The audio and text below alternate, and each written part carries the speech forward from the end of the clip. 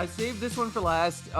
Some say you should save the best for last, but I opted to save the worst for last because I'm the least confident in this take. But I don't know if the Raptors' decision to acquire Jakob Poeltl at this year's trade deadline has been scrutinized enough. I'll put it that way. They gave up a 2024 top six protected first round pick. And like they've been 12-9 since the trade. That's good. It's a better pace than they had been on prior to the trade. So the trade improved them.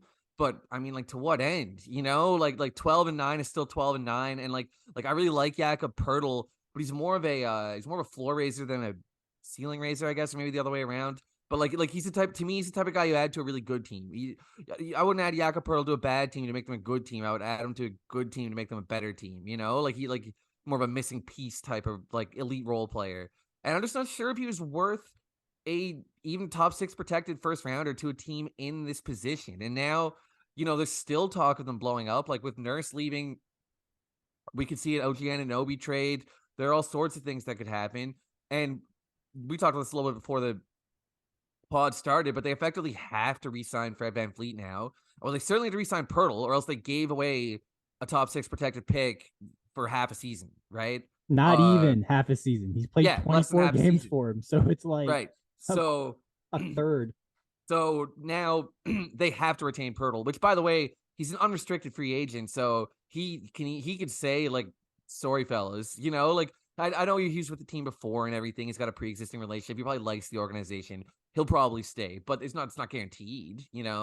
Like I don't know. What if the Rockets offered him $30 million a season? Like he's probably like maybe are the Raptors gonna offer him $30 million a season? Like They will have to. They'll have to. I mean, either that or they say, I guess we just burned a pick to go 12-9 post deadline for one season. So they've put themselves in a little bit of a bind, in my opinion. And then, yeah, they pretty much have to keep Fred VanVleet too, because like, then what was the point? Like, they basically committed to win now mode by making this trade, and like, I just don't think they're that great necessarily. So I think I don't like this trade for the Raptors, but we'll see if history proves me wrong. yeah, I mean, I don't know how to feel. I look, I just always will say this is that when teams say we're not going to tank, we're just going to try to be as good as we possibly can every season. I'm cool with that. I know fans are like, try to tank and become a champion. It's like, yeah, but like, guess what?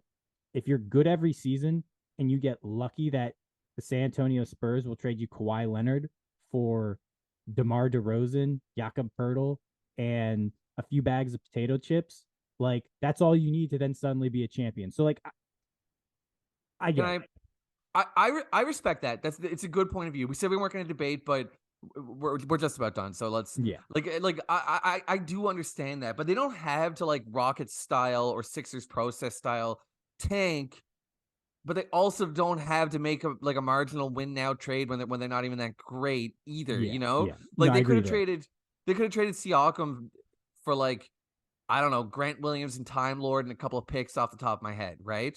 And still be a really good team. Well, not really good team, but still be a competitive team. And they'd be younger with better future assets.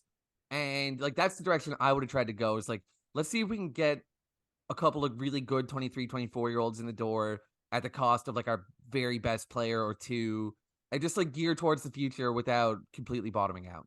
Yeah, no, I like what you're saying. Basically, it's like they made a marginal win now trade right now when that's not really going to like push you into a place where you're winning enough for it to really matter all that much. And they could have made a trade where it's like this isn't a marginal win now trade, but it's like a marginal win now trade in 3 years, right? Where it's like those guys Yeah. are now like the pieces that like we would have had to acquire back then, or acquire now, but we got them in the door early. I agree with that. It's just like who knows? Who knows? Who knows? Like I know the Rockets, the Raptors are very high on their guys, and they have every right to be. They've done a good job, and you look at the underlying metrics. They should be better. Their record should be better than it's been. And if you take that into account with how they played with Poeltl, maybe they're like, hey, like we'll be a 50-win team next year. Like, is that a bad outcome? Maybe. No, but I think it's a bold assumption though. Yeah, and you're not like here's the thing. They're not going to be better than Cleveland. They're not going to be better than Cleveland. They're not going to be better than Boston, Philadelphia, or Milwaukee next season. So, you know, basically like they're hoping they can sneak into the second round before they get obliterated. Um, okay, my final under talked about storyline is a kind of a two-parter, but I don't think people have been talking about how good the Chicago Bulls and the New Orleans Pelicans defenses have been. These teams are fifth and sixth in defensive rating. James, if I told you at the beginning of the season that the Bulls and the Pelicans would finish fifth and sixth in defensive rating, what would have your response been about how their seasons went? I would assume that they went well. Yeah, no, it's a very very strange and underreported story. Yeah, And because so, they yeah, should have both been great offenses and bad defenses. That's how they're each supposed to look. So yeah, obviously the Pelicans lost Zion, which hurt. But this is the thing is that when I saw this, I was like, let me go take a look under the hood. And what I found out was that the Bulls defense, I think, is like actually really good and sustainable. And the Pelicans defense, I think, is actually not that good. And they basically wasted a really, really good 3-point shooting variance season by having Zion be hurt. Because if Zion had been healthy with the luck that they've had behind the arc, I think they would have been in contention for the three seed easily. So, James, this is going to blow your mind. The Bulls, who employ Nikola Vucevic, your one of your least favorite slow-footed, not rim protecting centers. When I collected this data a few days ago, eighth in field goal percentage at the rim, or 0 to 3 feet, 68.5%. Now, that's good. And this is one of the reasons why I think the Pelicans are some fool's gold. Pelicans are dead last. They allow the highest shooting percentage, 0 to 3 feet, 75.2% at the rim.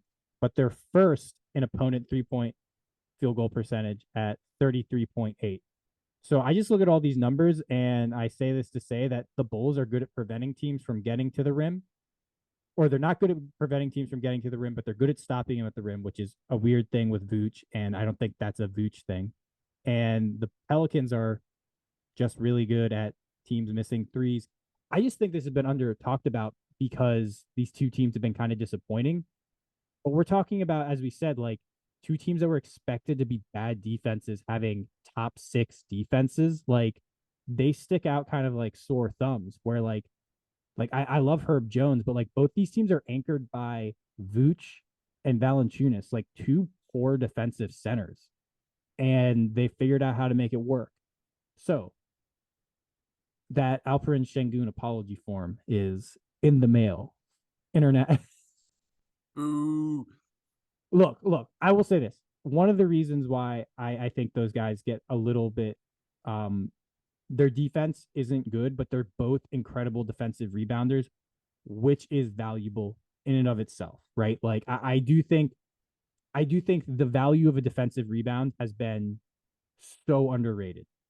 yeah, I agree. I do agree with that. I do agree with that. Like rebounding specialists are effectively dead, you know, and Yeah. and I mean rebounding is really valuable. Yeah, I just wonder if like is Valanciunas really necessarily the exact same archetype as like Vooch and Sabonis and Well, Jokic? defensively, I think But defensively, I think he's got a better wingspan and he's stronger, you know, like he's blockier, like uh well, let me put it this way: when the ball gets around the rim, it's going in against the Pelicans. So he's not doing a great job down in his area. Is what I'm is yeah, what okay, okay. Yeah, okay. I was kind of exploring that thought there. Yeah. Well, it's interesting. yeah, I still think defensive bigs are the better way to go, yeah. but No, that's I'm not. but it's interesting.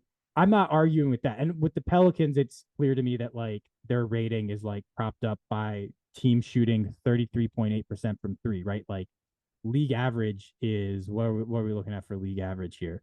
It's league average is 36.1%, right? So they're like that's like basically if they're at like league average, it would be around they'd probably be giving up, 2 points more per game. And that gets them all the way down to like tied for 17th in defensive rating, right? Yeah. So, that's where I'll go with that. Okay.